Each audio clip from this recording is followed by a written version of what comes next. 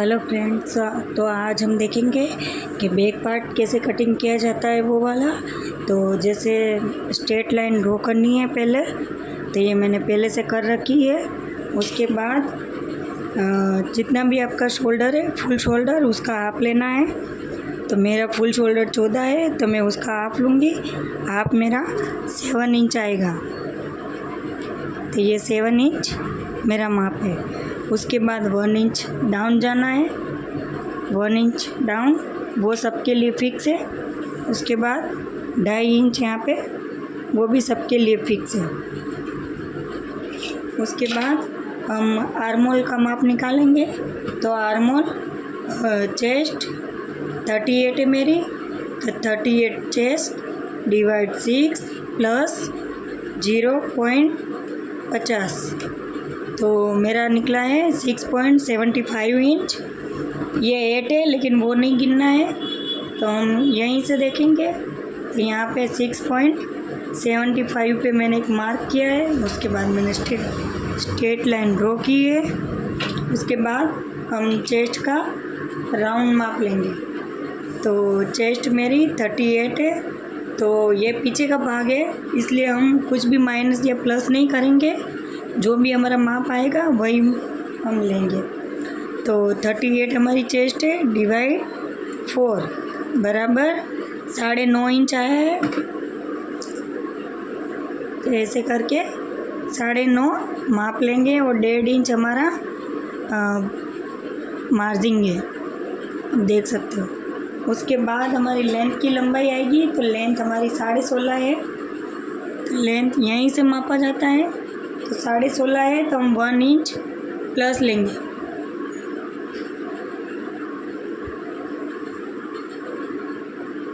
हम 17.5 रखेंगे।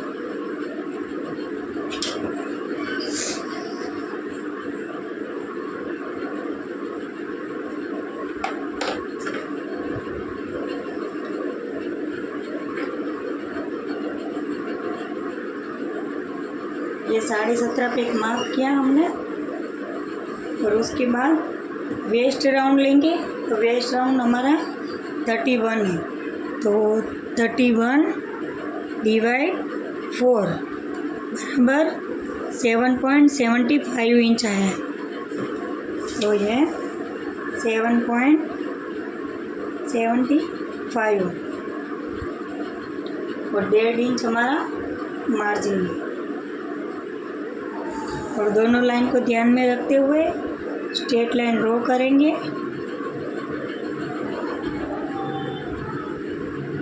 दूसरी वाली भी ध्यान में रखते हुए दूसरी वाली भी स्ट्रेट लाइन ड्रॉ करेंगे।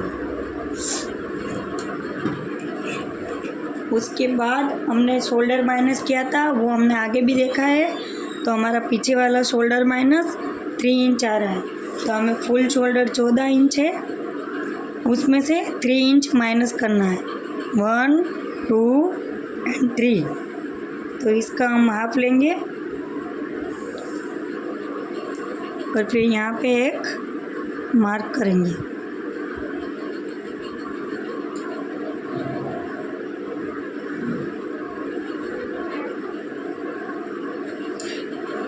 वही सेम 5.5 यहाँ पर लेंगे। दोनों का स्ट्रेट लाइन ड्रॉ करेंगे।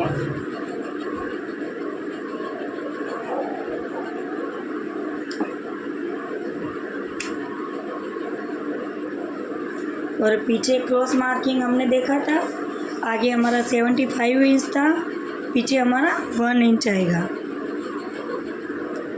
ये 1 इंच। फिर हम फ्रेंच क्रॉस से शेप ले लेंगे।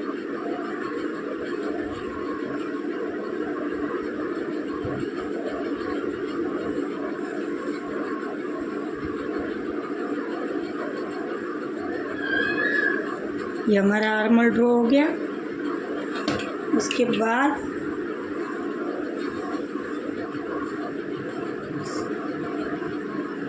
इतना ड्रॉ हो जाने के बाद हम यहाँ पे स्ट्रेट लाइन वापस ड्रॉ करेंगे। जितना भी क्रॉस जा रहा है वो एकदम लेवल पे लेना है।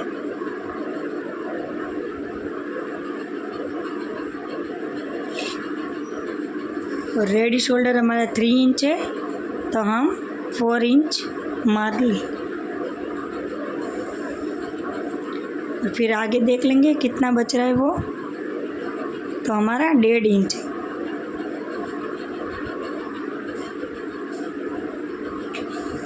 तो हम यहाँ पे 2 भी ले सकते हैं और 2.5 भी ले सकते हैं। जैसे ये जिसका मैं ब्लाउज़ कटिंग कर रही हूँ वो कस्टमर को थोड़ा सा डीप नेक चाहिए, तो हम 2.5 लेंगे।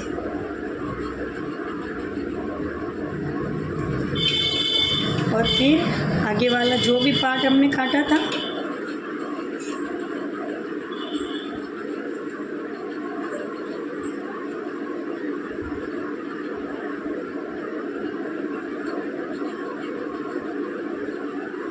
ये वाला पार्ट हमने काटा था, तो हम इसी को ध्यान में रखते हुए ये डार्क को माइनस करेंगे।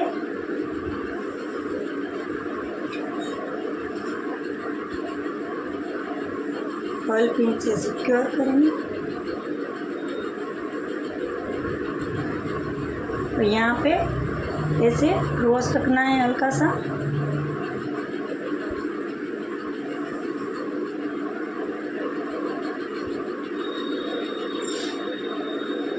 और बेल्ट भी हमने काटा था, वही वाला बेल्ट रखेंगे।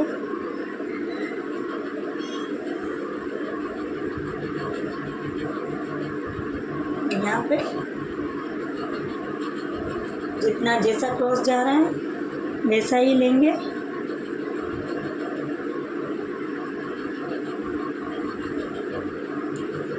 अब ये दोनों को हटा के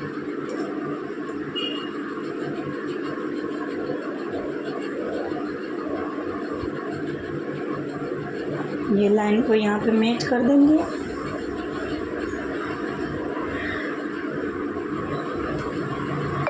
और ये हम देख लेंगे कितना आ रहा है वो।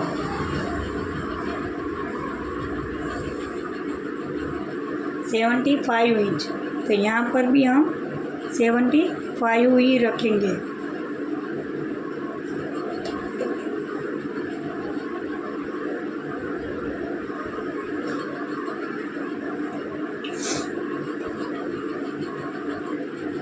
बेल्ट हमारा 4 इंच का है, तो हम 5 इंच रखेंगे। आधा इंच सिलाई में जाएगा। फिर हम नेक का शेप देंगे।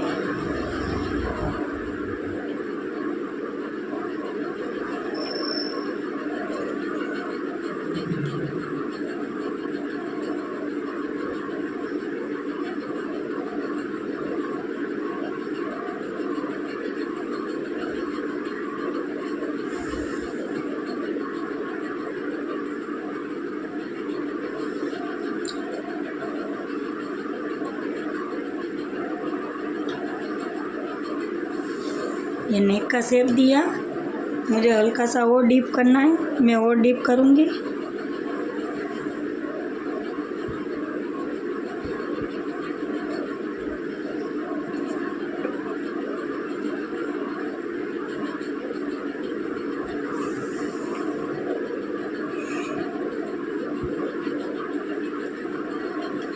ये पीछे का पार्ट हमने एकदम ड्रॉ कर लिया है। अब इसे हम कटिंग करेंगे।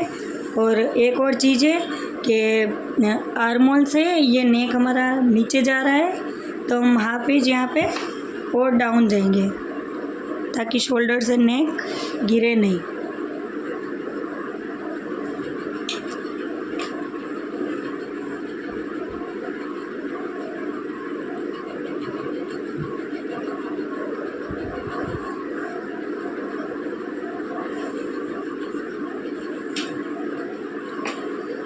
ये हमारा पीछे का कटिंग हो चुका है। और कल हमने 4 टक्स का ब्लाउज़ देखा था, ये उसी का ड्रॉ है। और आप देख सकते हो एकदम रेडी हुआ है। इसको हम कटिंग कर लेते हैं।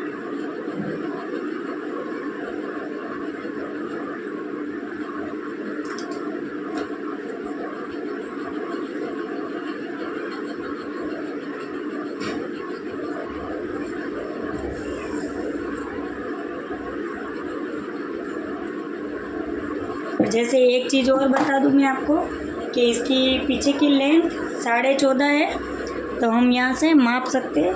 तो देखो ये मेरी कितनी आ रही है, इतना हमने माइनस किया फिर भी हमारा सिल के 14.5 उसका फिक्स आ ही जाएगा, इसलिए टेंशन लेने की कोई ज़रूरत नहीं है कि ये छोटा हो जाएगा तो ब्लाउज ख़राब हो जाएगा मेरा। देखो पीछे की लेंथ 14.5 है और ये अभी रेडी 15.75 है। सिलने के बाद आराम से ये 14.5 तक आ ही जाएगा।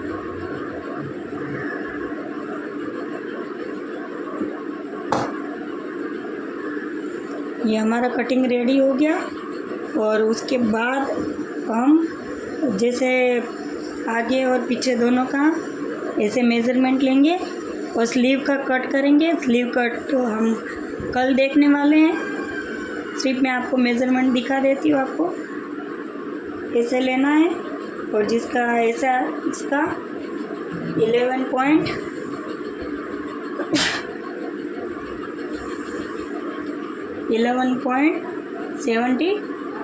इंच है। और आगे का भी बता दो,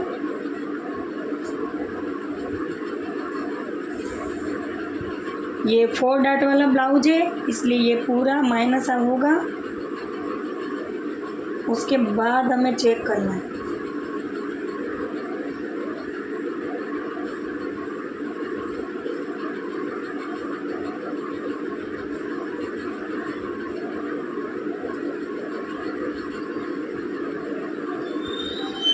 टेन 10.75 है।